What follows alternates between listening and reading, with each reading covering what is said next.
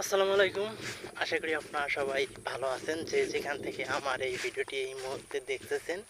আমি আপনাদেরকে একটা কথা বলতে আসলাম। সেটা হলো যে আমি দেখেন সারাদিনে কাজ করে পাই আমি হলো ৳৪০০, ঠিক আছে? ৳৪০০ বাজার করে নিয়ে আসলাম।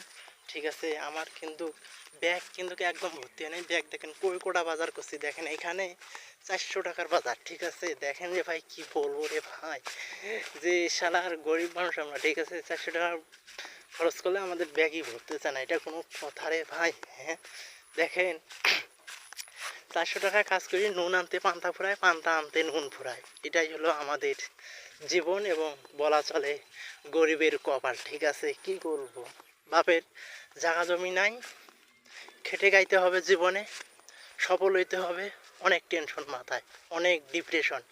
কম বয়সে আমার ডিপ্রেশনের জন্য, ঠিক আছে, আমার মাথার চুল পর্যন্ত পেকে গেছে, ঠিক আছে? দেখতেছেন তো আমার চুলগুলো কত বড় বড়, কিন্তু এখনো আমি চুল কাটি নাই, ঠিক আছে? টাকা পয়সার অভাবে পরে এই যে কাজ করলাম, আজকে একটু দেখি, চিন্তা ভাবনা করছি যে আজকে আমি চুল কাটবো, ঠিক আছে? তারপরও কোনো সমস্যা নাই, আলহামদুলিল্লাহ, আল্লাহ পাক আমাকে ভালোই চালাইতেছে, ভালোই খাওয়াইতেছে, ঠিক আছে? আপনাদের দোয়া আশীর্বাদে আমি একজন গরিবের সন্তান। আমার বাবা মারা গেছে প্রায় 2012 সালে নাগাদ, ঠিক আছে?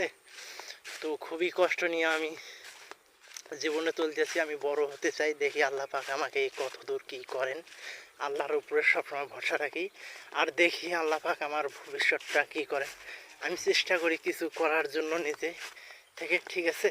তো কি বলবো, আমি হয়তো কথা গুছিয়ে বলতে পারি না, আপনারা কেউ মনে কষ্ট নেবেন না, ঠিক আছে? আমার কথা কিন্তু আটকে একটু মাঝে মাঝে, ঠিক আছে? তো আমি আর কি বলবো, বেশি কিছু বলতে চাই না।